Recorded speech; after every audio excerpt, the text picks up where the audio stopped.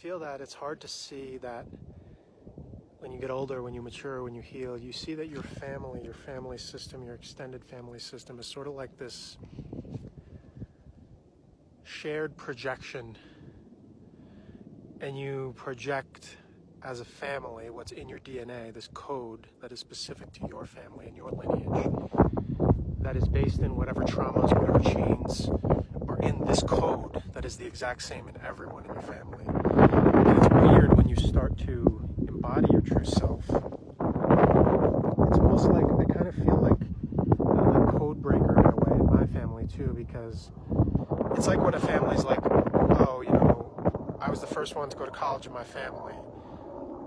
You know, it's not that, you know, it's not like that for me. Other people have gone to college, but it's more like that, it feels like that. It's like I broke that milestone or that barrier. Like I'm the first one to like express emotions out of my mouth and not just like pile it in and stuff down this depression like, oh, let me just file this away and the next generation will deal with it.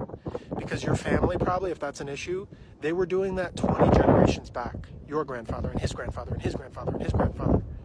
So it's like, you just got to decide, are you going to pass this code in your DNA down to your kids, or are you going to do the work to say, no, it stops here.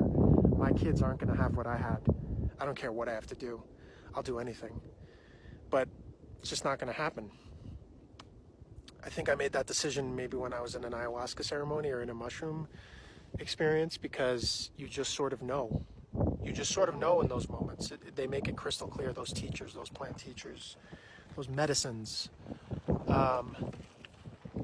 And it's not like you need to use them the rest of your life or be too dependent on them to know that, like, wow, my cells want to expand into this divinity and this God recognition and this Christ consciousness and this love, this immense love that I can receive.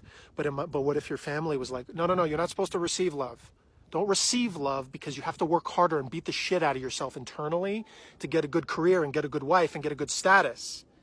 And if you don't do that, then if you don't beat the shit out of yourself enough, then you might not be motivated enough to do the right things that the family values said that you have to do, to be a hard worker and this and blah, blah, blah, blah, blah.